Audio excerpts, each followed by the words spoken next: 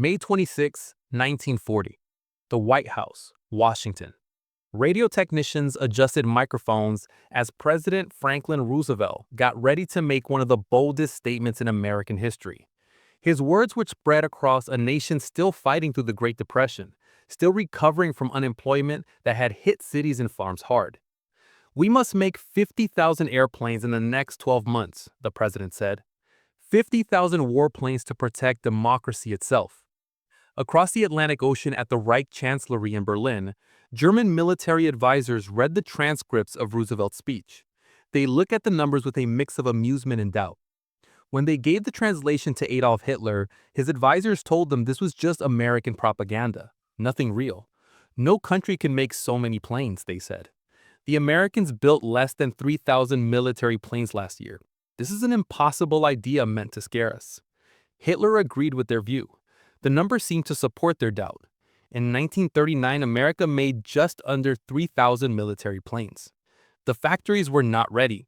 The workers had no real experience. The factories were made for cars, not bombers. Yet Roosevelt had just promised to raise production by more than 1,600% in only 12 months. The German high command thought this was just desperate bluffing from a country that did not have the factories or the will to turn into a real military power.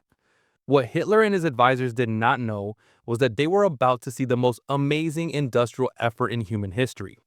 The sleeping giant Roosevelt talked about was not the U.S. Army or Navy, but America's factories and industrial power. The car factories of Detroit, the shipyards of California and Oregon, the steel mills of Pennsylvania, and the aircraft factories all over the country would soon show a level of production that no one believed was possible. The Germans had studied armies and weapons. They planned for tank divisions and infantry soldiers, but they did not plan for what would come out of American factories. December 7th, 1941, Pearl Harbor, Hawaii. The Japanese attack threw America into a global war. But while the Army and Navy hurried to respond, something much bigger was already happening across America's factories. The change had started months before and was getting faster every week. Car assembly lines were being taken apart and rebuilt. Factory floors were being redesigned. Workers were learning new skills. The biggest economic change in modern history was picking up speed. William Cutson, former president of General Motors, was chosen by Roosevelt to lead the industrial change. In early 1941, Cutson made a phone call that would change the war. He called K.T. Keller, president of Chrysler Corporation. "Mr. Keller, can Chrysler build tanks?" Keller answered honestly and clearly, "I don't know. I've never seen one, but if you give us the details, we will figure it out." Within a few weeks, work started on what would become the Detroit Arsenal tank plant. Architect Albert Kahn, an expert in industrial design, made plans for a factory unlike anything ever built before. The main building would cover 113 acres. In some parts, the walls would be 3 feet thick, reinforced concrete to survive air attacks. The assembly line would change how tanks were made. But the most amazing thing about the Detroit Arsenal was how fast it was built. Work began in the winter of 1940 to 1941. The first M3 medium tank came off the line on April 24, 1941. The factory walls were not even finished yet. Workers cheered as the tank, fully armed and ready, fired its guns and crushed fake obstacles in a demonstration shown across the country. The speed amazed military experts from allied nations. British tank production needed a lot of handwork and special fitting. Every tank was almost unique. German tank production, while more standard than the British, still needed skilled workers and took a lot of time. The Detroit Arsenal showed real mass production for tanks. Albert Kahn would go on to design 20 million square feet of defense factories in 1941 alone. His new factory designs were used everywhere. Automobile mass production methods were now used to make military equipment. Open factory floors let production move continuously. Overhead cranes carried parts smoothly from one station to another. Small assembly lines fed into the main lines in carefully timed sequences. The result was production speed that seemed impossible to traditional military makers. By December 1942, the Detroit Arsenal set a new monthly record. 896 M4 Sherman tanks came off the assembly line in just 1 month. This was more tanks than Germany made in all its factories during the same time. The plant worked around the clock. Three shifts of workers, many of them women who had never worked in factories before, kept production going all the time. President Roosevelt and First Lady Eleanor Roosevelt visited the plant in September 1942. They walked along the assembly line watching tanks take shape through dozens of carefully planned steps. What they saw was factory work like a perfectly timed performance on a huge scale. During the war, the Detroit Arsenal would make 22,234 tanks. This was about 1/4 of all the tanks that were made in the United States during the war. The factory became a symbol of America's industrial change. What had been farms and empty fields in 1940 became the world's most productive tank factory by 1942. The factory ran very efficiently. Parts from suppliers all across the Midwest were stored in carefully organized warehouses and then moved to assembly stations on a strict schedule. The production line ran without stopping. Each station had special tasks. Welders joined hole pieces, mechanics put in engines and transmissions, electricians wired radios and communication systems, armorers put on weapons. At the end, finished tanks moved under their own power out of the factory and onto railroad flat cars to be sent to ports and training bases. The change was not just for tanks. Across Michigan, car factories were switching to war production very fast. In Ypsilanti, Henry Ford's vision would be becoming real. The Willow Run bomber plant would be the most ambitious aircraft factory ever built. Charles Sorensen, Ford's vice president of production, had visited Consolidated Aircraft in San Diego in early 1941. What he saw shocked him. The B-24 Liberator bomber was being made using methods that seemed old-fashioned even before the war. There were no blueprints, no exact measurements, no standard parts. Each plane was almost completely hand-built. Final assembly happened outdoors in the California sun, where hot and cold temperatures bent metal parts and made it impossible to be consistent. Sorensen watched workers fit parts by hand, hammering sheet metal into rough positions and making adjustments on every single plane. He turned to his host, barely hiding his frustration. "This is how we built cars 35 years ago at Ford." That night, in his hotel room at the Coronado, Sorensen sketched a new idea on hotel notepaper. He imagined a factory 1 mile long and 1/4 mile wide. The B-24 would be split into big sections. Wings, fuselage parts, tail assemblies, and engine mounts would be built on separate sub-assembly lines at the same time. These parts would then come together on a main assembly line where the bombers would be built with the speed and accuracy of car production. Sorensen's sketch, signed by Edsel Ford and his team the next morning, became the plan for Willow Run, a factory so big that skeptics immediately called it Will It Run, doubting that Ford could really do what he promised. Construction started in the spring of 1941. The federal government gave up $200 million. Ford gave engineering knowledge and management. The factory that was built was bigger than anything before, 3.5 million square feet under one roof. The assembly line was 1 mile long with a 90-degree turn halfway through to avoid going into Wayne County where property taxes were higher.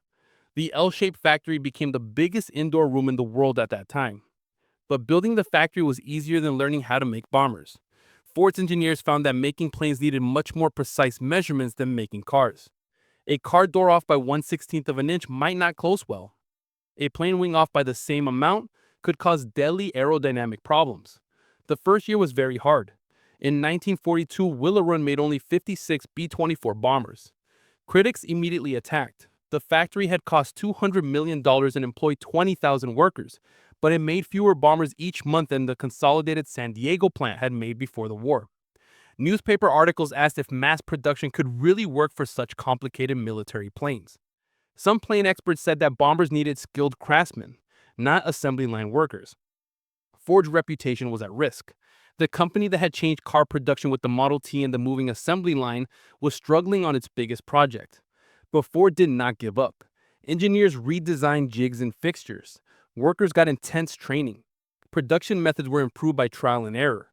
Quality control systems were added. By the summer of 1943, the changes were finished. On November 3, 1943, the 1,000th B-24 came off the assembly line. The event was celebrated with a ceremony attended by military leaders, government officials, and thousands of workers. Even more important, production was getting faster. By early 1944, Willow Run was working at full capacity. In April 1944, the plant made 453 bombers in 468 hours. One full bomber came off the line in every 63 minutes. The speed was nonstop and had never been done before. The workers at Willow Run showed the social change happening in American industry. By the end of 1943, 42,000 people worked at the plant. Women made up a large part of the workforce. These were not women who had worked in factories before. They were housewives, teachers, secretaries, and shop clerks who had answered the call to work for defense. They learned to rivet aluminum sheets, install electrical systems, and use precision machines. The government ran big campaigns to get women into industrial work. Rosie the Riveter became the symbol of women war workers. But behind the posters, real women were learning hard technical skills and keeping up production schedules needed for winning the war. The scale of social change was huge. In 1940, unemployment was 14.6%. By 1944, it had dropped to 1.2%. The economy had full employment. Even more, about 6.5 million women joined the industrial workforce during the war years. These women worked as welders, machinists, crane operators, inspectors, and supervisors. They did jobs that had only been done by men before the war. The change was not only about gender. African Americans also got new chances in defense industries. The Great Migration sped up as black workers moved from the rural South to northern cities to find defense jobs. Even though discrimination still existed, the big need for workers opened doors that had been closed before the war. The numbers show a transformation that went far beyond making weapons. 24 million Americans moved during the war years, looking for defense work, military service, or jobs in growing war industries. Cities like Detroit, Los Angeles, Portland, and Seattle saw their populations rise quickly. Housing shortages became a serious problem. The government quickly built temporary homes for defense workers. Trailer parks, dormitories, and prefabricated houses appeared near major factories. The social makeup of America was being changed by the needs of war production. At Willow Run, production kept getting faster through 1944 and into 1945. By the time the last B-24 came off the assembly line in June 1945, the plant had made 8,685 bombers. In addition, Willow Run had made about 1,893 knockdown kits. These were fully disassembled bombers that could be shipped overseas and put together near combat areas. The knockdown kits solved a major problem. Flying bombers across the Atlantic used a huge amount of fuel and put the planes at risk from bad weather and mechanical problems. Sending disassembled bombers by cargo ship and then putting them together at forward bases was much more efficient. The economic results of Willow Run were also impressive. Making a B-24 in 1942 cost $238,000 per plane. By 1944, thanks to better efficiency and mass production methods, the cost went down to $137,000 per plane. This 42% drop in cost, while greatly speeding up production and keeping quality high, showed the strength of Ford's production system for military equipment. Sadly, Edsel Ford, who had supported the Willow Run project from the start, died on May 26, 1943. He was only 49 years old. Stomach cancer, made worse by the stress of running the bomber plant during its hard early days, took Edsel Ford's life just 6 months before Willow Run reached full production. He did not live to see his dream completely come true, though his leadership had helped turn the troubled plant into the most productive bomber factory in the world. While tanks and planes got the most attention, another industrial miracle was happening at American shipyards. The Liberty Ship program showed mass production being used for shipbuilding on a scale never tried before. Before the war, American shipyards worked slowly. Making a cargo ship usually took a year or more. Skilled shipwrights hand-fitted all the parts. Riveting was done by teams of special workers. Each ship was almost custom-made. The German U-boat campaign in the Atlantic changed everything. British and American merchant ships were being sunk faster than traditional shipbuilding could replace them. In 1941, the situation was getting desperate. Britain relied on Atlantic convoys for food, fuel, and military supplies. If the U-boats won the tonnage war, Britain would starve no matter what happened in other battles. Henry Kaiser, a construction engineer who had built dams and highways but never ships, suggested a bold idea: standardize the design, prefabricate parts, use welding instead of riveting, and apply mass production methods to shipbuilding. Traditional shipbuilders were doubtful. They said ships needed skilled craftsmanship that could not be mass produced.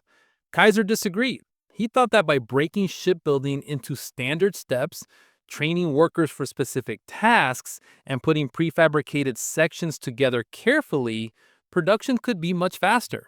The government, desperate for more ships, let Kaiser try his ideas. The Liberty ship's design was based on a British steamer but changed for fast building.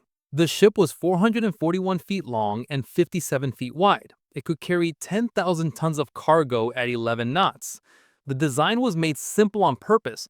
No extra features, no fancy decorations, just a working cargo vessel. It was built to carry cargo quickly and cheaply. Each Liberty ship needed 250,000 parts made in factories all over the country. The parts were sent to shipyards where they were put together into big sections. These sections, the bow, stern, deck houses, and holds, were welded into one ship. About 114 miles of welded joints held each Liberty ship together. That was about 600,000 feet of welding per ship. The amount of welding work was huge. Kaiser built shipyards in Richmond, California, and Portland, Oregon. Other companies set up Liberty shipyards in Baltimore, Houston, and along both coasts. At the busiest time in 1944, American shipyards were launching 3 Liberty ships every day. The most famous record happened in November 1942 at Kaiser's Richmond Yard. The SS Robert E. Peary was launched just 4 days, 15 hours, and 29 minutes after its keel was laid. This amazing speed happened because all materials were prepared in advance, and it was mainly a publicity stunt, not real production. The ship still needed extra work after launch to be finished. Still, the event showed that extreme speed was possible with good organization. More typical production times in 1943 and 1944 were impressive too. Ships that had taken 244 days to build in early 1941 were finished in 39 to 42 days by mid-war. This 6 times faster building happened because techniques were improved, suppliers were better coordinated, and workers became more skilled. By the end of the war, American shipyards had made 2,710 Liberty ships. 18 different shipyards joined the program over 5 years from 1941 to 1945. Liberty ships, even though they looked plain and were not very fast, were very important for Allied victory.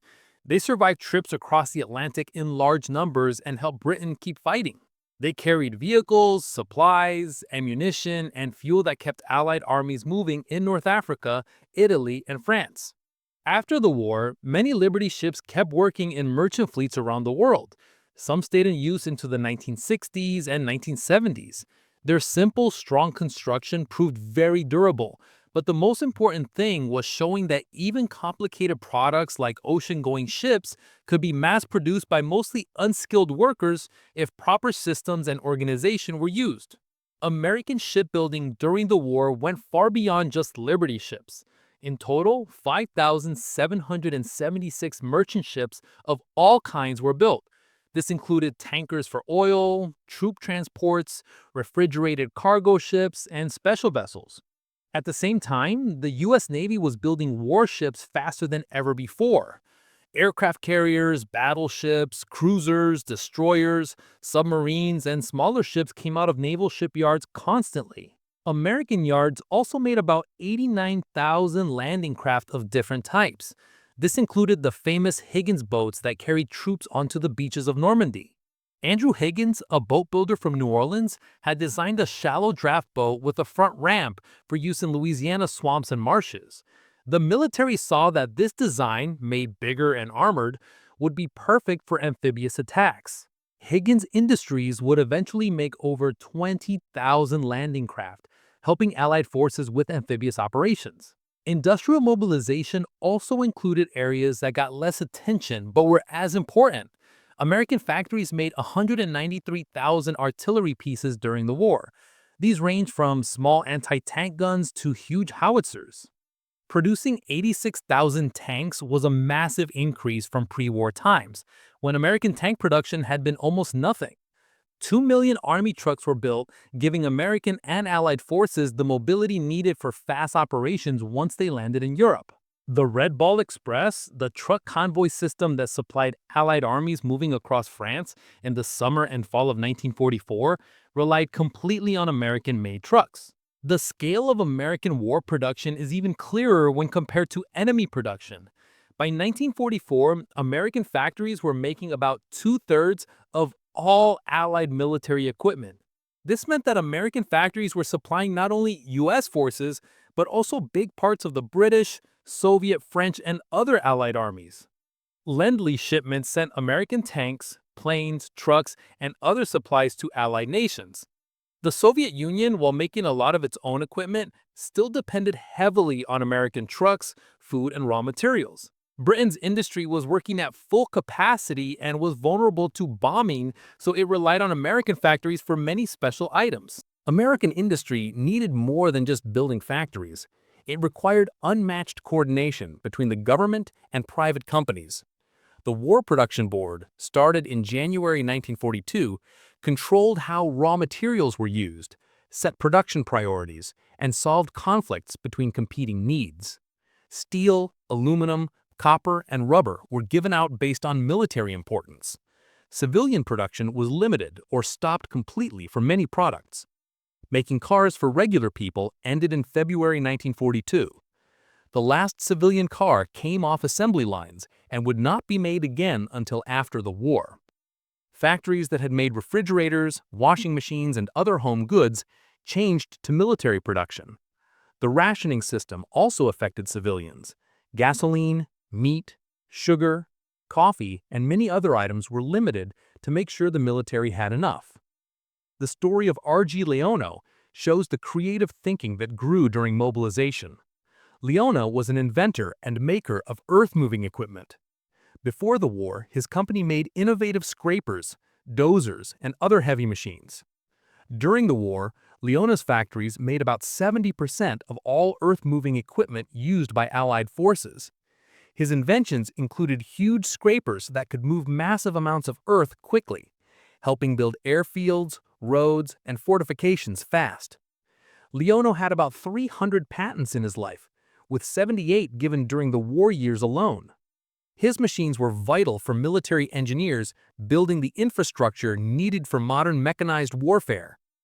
The technological advances made during the war had a lasting effect on industry and society after the war.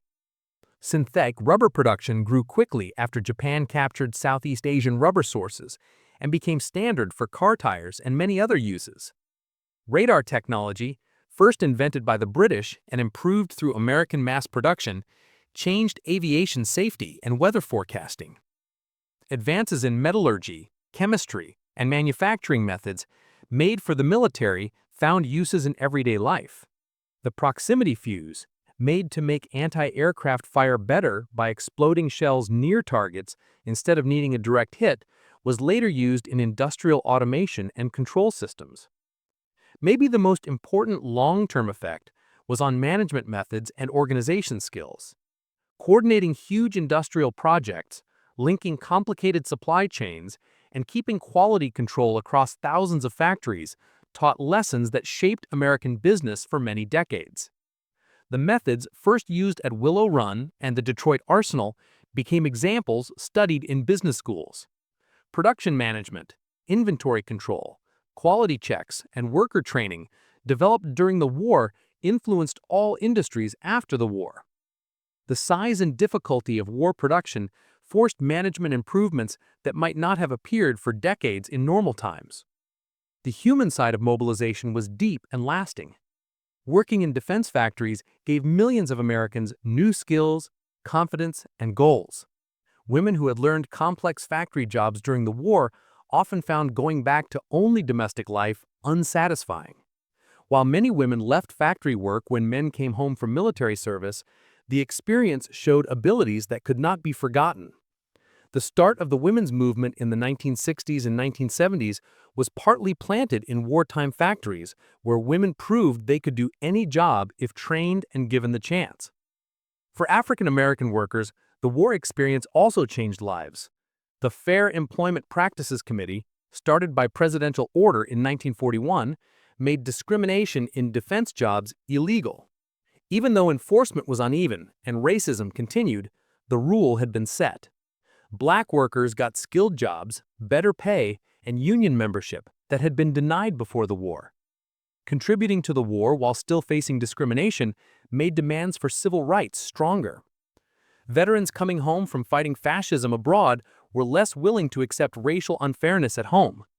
The civil rights movement that changed America in the 1950s and 1960s was partly fueled by wartime experiences showing what was possible when everyone could help. The economic transformation was just as dramatic. An economy that had struggled with constant unemployment during the 1930s reached full employment by 1943. Total industrial production doubled between 1940 and 1944. This was the fastest economic growth in American history. The gross domestic product grew from about $100 billion in 1940 to over $200 billion by 1945. This growth came almost entirely from war production, but it showed the productive power that would support post-war prosperity. The infrastructure built during the war, the factories, power plants, and transportation networks, continued helping the economy for many years. The post-war task of converting from military to civilian production was easier than many feared. Planning for the shift from war to civilian production began as early as 1944. The War Production Board had hard choices about when to release industries from war contracts. Release them too early and military supplies might fall short. Release them too late and the post-war economy might collapse. The balance was tricky, but managed well. Tank production stopped suddenly when Germany surrendered in May 1945. Aircraft production continued until Japan surrendered in August, then stopped immediately. Canceling war contracts caused temporary unemployment as defense workers were laid off, but changing to civilian production moved quickly. Factories that had built tanks started making cars again. The high demand for consumer goods, held back by years of rationing and shortages, caused fast recovery. Americans who had saved money during the war because there was little to buy suddenly had buying power. The automobile industry, which had made almost no civilian cars since early 1942, faced huge demand. Housing construction, which had been very low during the war, boomed as veterans married and started families. The GI Bill gave veterans access to education and home loans, helping economic growth even more.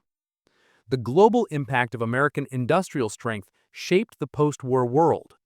The Marshall Plan, which rebuilt Western Europe, was possible only because America had the production power to supply both its own needs and the needs of destroyed allies. American factories made the machinery, vehicles, and equipment that European nations needed to rebuild their economies. The Cold War fight with the Soviet Union was supported by American industrial strength, which could make both lots of consumer goods and huge military power at the same time. The prosperity of the 1950s and 1960s was built on the industrial foundations laid during the war. The legacy of World War II industrial mobilization still matters today. The experience showed that democratic countries, when in danger, could use resources and organize efforts on a scale equal to or bigger than totalitarian governments. The production achievements proved that free people, working voluntarily towards common goals, could make more than forced labor. The industrial strength that won the war became the base for lasting prosperity and global influence. The arsenal of democracy had done its job through the creativity of its people and the productive power of its factories. The size of American industrial achievement is clear when looking at production numbers across all areas. Beyond nearly 300,000 aircraft made during the war, American factories delivered 86,000 tanks to armored divisions. These tanks were used not only by American forces, but also by British, Free French, and other Allied armies through Lend-Lease transfers. The Sherman tank, even though it was weaker against German Tigers and Panthers, was reliable and easy to maintain in the field. Its real strength was numbers. For every German heavy tank, there were dozens of Shermans. When one Sherman was destroyed, 3 more could take its place. German tank crews could win small battles, but they could not beat the endless math of American production. Artillery production reached 193,000 pieces. These included small pack howitzers that could be taken apart and carried by mules, as well as huge railway guns that could hit targets miles behind enemy lines. American artillery strategy focused on mass firepower. Forward observers could call down devastating fire on German positions in minutes. This power depended entirely on having enough artillery and unlimited ammunition. American factories provided both. The shell production alone was enormous. Billions of artillery shells, mortar rounds, and small arms bullets were made during the war. Ammunition ships crossed the Atlantic in convoys, supplying the huge amounts needed for American battle methods. Making 2 million Army trucks gave mobility that changed warfare. Previous armies had relied mostly on railroads for supplies. Combat units might advance beyond the railheads, but keeping operations far from railroads was hard. American armies in Europe and the Pacific had mobility never seen before because truck convoys could supply troops across hundreds of miles of land. The famous Red Ball Express, which kept Allied armies moving across France in the summer of 1944, included 33,000 soldiers driving 6,000 trucks on special routes.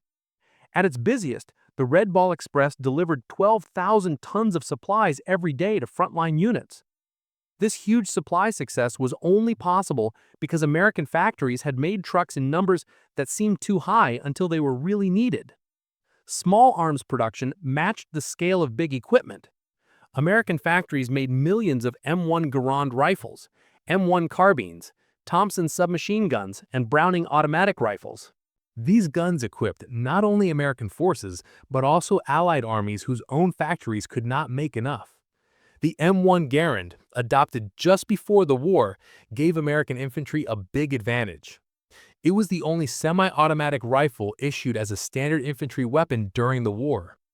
German, British, Japanese, and Soviet soldiers still used bolt-action rifles that had to be manually cycled after each shot.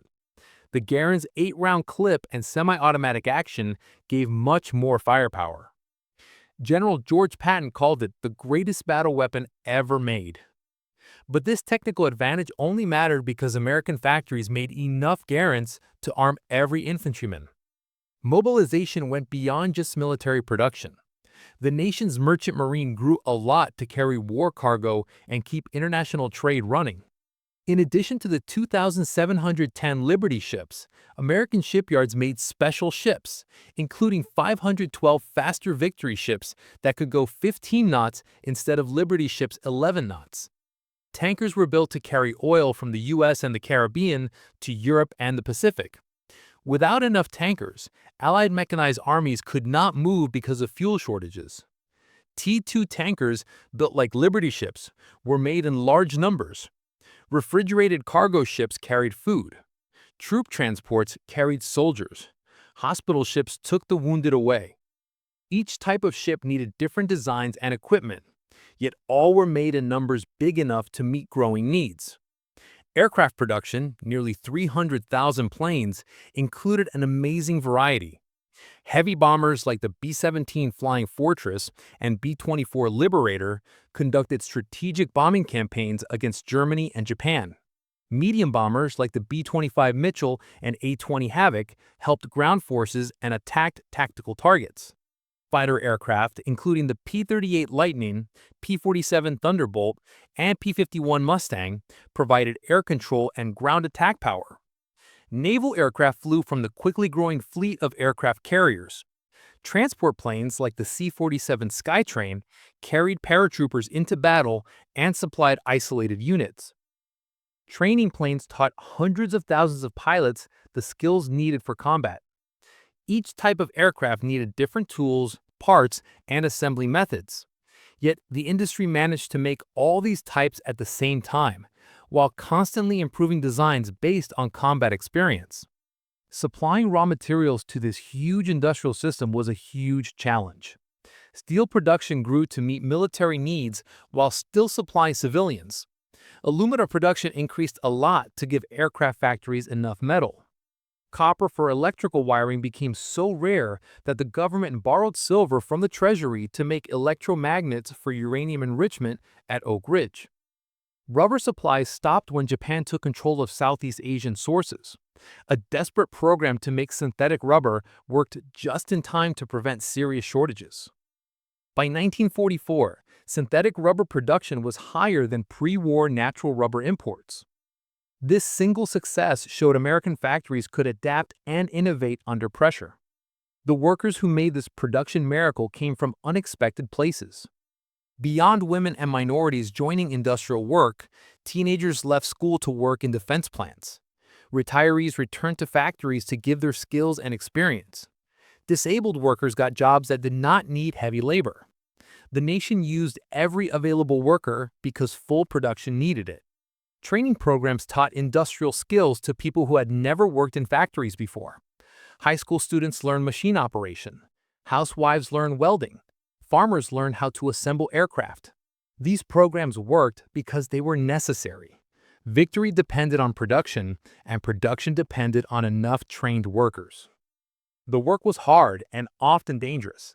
Factories ran 24 hours a day on 3 shifts. Workers used heavy machines, handled dangerous chemicals, and endured high heat. Industrial accidents killed thousands of workers during the war. Falls from scaffolding, machine accidents, explosions, and fires took lives in defense plants all over the country. The urgency of production sometimes meant safety measures were not enough.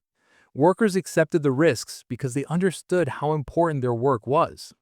Each day of delayed production meant more soldiers could die fighting overseas.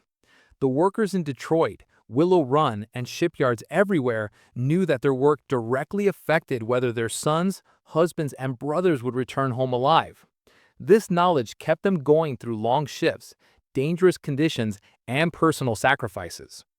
The money spent on the mobilization was huge. The federal government spent about $300 billion on the war effort from 1941 to 1945. This was more than the government had spent in all previous years of American history put together. Defense spending was over $80 billion each year in 1944 and 1945. This was about 40% of the whole national economy going to the military. The money came from taxes, war bonds, and borrowing. Tax rates went up sharply during the war. The income tax, which before mostly applied to wealthy Americans, now applied to most workers. Payroll deduction systems collected taxes directly from paychecks. War bond drives encouraged citizens to loan money to the government by buying bonds that would be paid back with interest after the war. Even with huge government spending and high taxes, inflation was kept under control with price limits and rationing. The Office of Price Administration set maximum prices for most goods and services. Rationing made sure scarce items were shared fairly and not just bought by people who could pay the most. The combination of price limits and rationing stopped inflation that might have happened with full employment and government spending. Workers made good wages in defense plants but had few chances to spend their money. Consumer goods were rare or unavailable, and rationing limited buying food and gasoline. Because of this, Americans saved money in record amounts. These savings, which built up during the war because there was little to buy, became the money people could spend after the war, driving post-war prosperity. The industrial mobilization also created opportunities for both new entrepreneurs and existing businesses to grow and succeed. Henry Kaiser, who became rich building Liberty ships, was a construction engineer before the war. Howard Hughes grew his aircraft business a lot during the war, though his biggest project, the huge H-4 Hercules flying boat, did not fly until after the war ended. Many smaller manufacturers found profitable opportunities supplying parts to main contractors. Machine shops that had a dozen workers before the war grew into factories with hundreds of workers. This economic growth created wealth that helped support post-war expansion. The end of the war brought hard changes. Women who had worked in defense plants were told to give their jobs back to returning veterans. Many women were unhappy about losing jobs they had learned well and enjoyed. Working, earning good wages, and using their skills had changed them. The expectation that they would happily return to only home roles ignored the changes that had happened. Likewise, African American workers who had good jobs in defense industries faced renewed discrimination when peace returned. The wartime gains in work and pay were temporary for many minority workers. These unfair experiences helped start social movements demanding equality after the war. Converting back to civilian production went smoother than expected. Car production restarted quickly. By 1946, new cars were coming off assembly lines, though demand stayed higher than supply for several years. Housing construction boomed as veterans married and started families. The GI Bill gave veterans access to college education and low-cost home loans. This helped grow the middle class and change American society. Suburbs grew fast as young families wanted single-family homes with yards. Shopping centers, drive-in restaurants, and car-focused lifestyles appeared. The prosperity of the 1950s started with wartime industry growth and post-war economic policies that put wartime savings into productive investments. American industrial strength also shaped the post-war world. The United States became the world's main economic power. American money became the global reserve currency. American companies expanded overseas. American products sold worldwide. The Marshall Plan, announced in 1947, gave billions of dollars to rebuild Western European economies and help them recover quickly. This generosity helped American interests by creating rich trading partners and allies against Soviet expansion. But it was possible only because American factories and industry could supply both home needs and international commitments at the same time. The Cold War competition with the Soviet Union was supported by American productive capacity.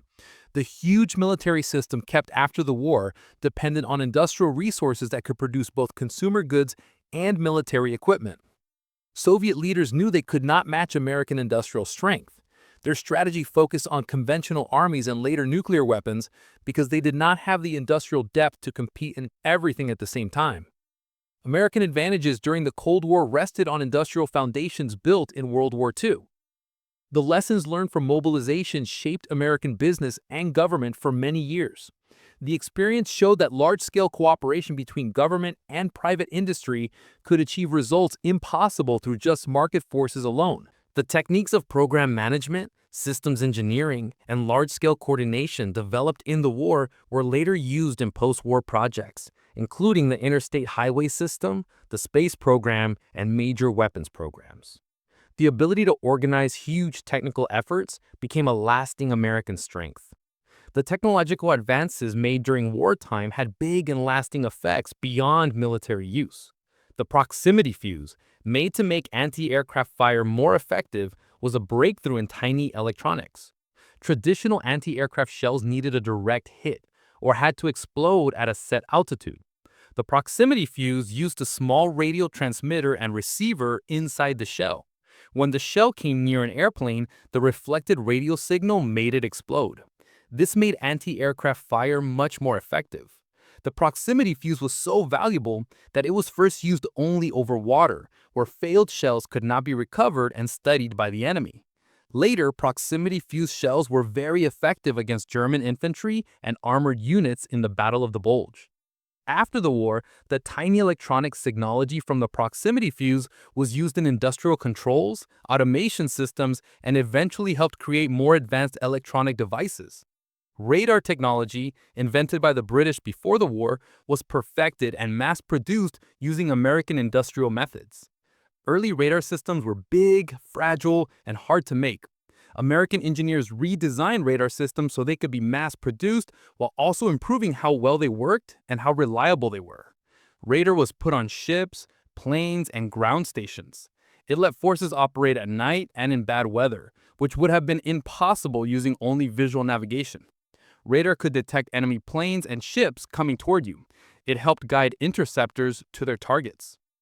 After the war, radar changed aviation by making flying in all kinds of weather normal. Weather radar let pilots find and avoid dangerous storms. Air traffic control radar allowed controllers to track many planes at the same time, making modern commercial aviation possible. Marine radar made navigation safer and reduced collisions at sea. The technology that had been made to find enemy forces became very important for peaceful transportation and business. Advances in metallurgy, driven by military needs, had lasting effects in peacetime. Making aircraft required aluminum alloys that were stronger and lighter than older materials. High-temperature alloys were needed for airplane engines that ran under extreme conditions. Steel alloys for armor needed different qualities than normal construction steels. The research and development that produced these military materials improved the entire field of metallurgy. After the war, industries benefited from this material science knowledge, which had been developed under the pressure of war. The aluminum industry grew a lot during the war and stayed important afterward. Aluminum was used more and more in buildings, transportation, and consumer products as costs went down thanks to improved production methods developed during mobilization. Chemical industries also grew enormously to meet military needs. Making explosive required huge amounts of nitrates and other chemicals. Poison gas production, though the gases were never used in combat, needed large chemical plants. Synthetic rubber production, developed urgently after natural rubber supplies were cut off, became a permanent industry. DDT and other pesticides, made to protect soldiers from disease-carrying insects, were later used in farming. Penicillin production, scaled up to treat wounded soldiers, became the base for the modern pharmaceutical industry. The mass production techniques used for military equipment changed American manufacturing forever. The moving assembly line had first been started by Ford for cars before World War I. During World War II, these methods were improved and used for products far more complex than cars. The lessons learned from making bombers, tanks, and ships influenced manufacturing in every industry after the war. Just-in-time inventory systems, quality control methods, and production scheduling techniques created during the war became normal business practices. The efficiency gained under wartime pressure continued in peacetime, helping America dominate manufacturing in the decades after the war. Training methods made to teach skills trained quickly during the war also influenced education and workforce development permanently. Before the war, learning skilled trades took long apprenticeships. The urgent need for wartime production required faster ways to train workers. Technical schools created short, intensive courses that taught specific skills quickly. Industry training programs brought education directly to factory floors. Visual aids, hands-on practice, and organized curricula replaced the informal mentoring that had been used in traditional apprenticeships. These training methods worked well and were kept after the war. Community colleges and vocational schools adopted the methods developed during the mobilization. The GI Bill, which sent millions of veterans to college, created a need for bigger schools. Universities grew a lot to serve veteran students, permanently expanding higher education in America. The wartime experience of managing huge projects influenced management theory and practice. Before the war, most American businesses were fairly small. Even big companies planned and coordinated very little. Military production forced the development of advanced management techniques. Critical path analysis, program management, systems engineering, and other methods were created or improved during the war. Harvard Business School and other schools studied wartime management and added these lessons to their courses. The generation of managers who learned their skills during mobilization carried these lessons into peacetime industries, shaping American business culture for many decades. The social impacts of mobilization were equally deep and important. The experience of women working in defense plants challenged traditional gender roles and expectations. While many women left industrial work after the war, the experience had shown skills and capabilities that could not be forgotten. The cultural image of Rosie the Riveter, though partly propaganda, reflected real achievements by real women. Post-war society could not fully return to pre-war gender norms after women had shown their abilities in difficult and demanding industrial jobs. The women's movement that appeared in the 1960s and 1970s drew partly on memories and lessons from the wartime experience. For African Americans, the wartime industrial experience was also very transformative. The Great Migration, which had brought black workers from the rural South to northern cities during and after World War I, increased quickly during World War II. Defense industries in Detroit, Chicago, Los Angeles, and other cities offered wages far higher than what black workers could earn in the segregated South. While discrimination continued in northern cities, opportunities existed that were not available in the South. The experience of contributing to the war effort while still facing discrimination strengthened demands for civil rights. Black veterans returning from fighting fascism abroad were less willing to accept racial oppression at home. The civil rights movement that transformed America in the 1950s and 1960s gained energy and inspiration partly from wartime experiences. Post-war prosperity, which began in the late 1940s and continued through the 1960s, was built largely on the foundations laid during the mobilization. The industrial capacity created during the war continued producing in peacetime. The infrastructure investments, power plants, transportation networks, and factory buildings remained productive assets. The skilled workforce trained during the war continued working. The management expertise developed for coordinating large enterprises applied to peacetime businesses. Technological advances made for military purposes found civilian uses. The wartime savings of workers provided capital for investment. All these factors together created the longest period of broadly shared prosperity in American history. The international order that came after the war reflected American industrial dominance. The Bretton Woods system made the dollar the world's reserve currency, backed by American productive capacity. The International Monetary Fund and Development, headquartered in Washington, managed international finance and development. The Marshall Plan rebuilt Western Europe using American resources. The North Atlantic Treaty Organization provided security guarantees backed by American military power, which itself depended on American industrial capacity. Japan's post-war recovery and rises in economic power happened under American occupation and guidance, with American advisors applying lessons learned during their own mobilization. The global economic system that lasted for decades after the war was built around American industrial and financial strength. The Cold War competition with the Soviet Union tested American industrial capacity in new ways. The massive military establishment kept after the war, far larger than any peacetime force in American history, needed sustained industrial support. Aircraft production, while much lower than wartime peaks, continued at substantial levels. Shipbuilding continued, especially aircraft carriers and submarines for the growing Navy. The Korean War in the early 1950s required renewed mobilization, though smaller than during World War II. The space race that began in the late 1950s needed industrial and technical capabilities that drew directly on wartime experiences. The Apollo program that landed men on the moon in 1969 used systems engineering and program management techniques developed during World War II. The eventual American victory in the Cold War, achieved without direct fighting between superpowers, reflected industrial and economic advantages rooted in World War II mobilization. The Soviet Union, despite huge military forces and nuclear weapons, could never match American productive capacity in all areas. Soviet citizens faced constant shortages and few consumer goods, while American prosperity kept growing. The difference between Western wealth and Eastern deprivation eventually weakened Soviet authority. When the Soviet system finally collapsed between 1989 and 1991, the result reflected economic competition that the Soviets had already lost decades earlier.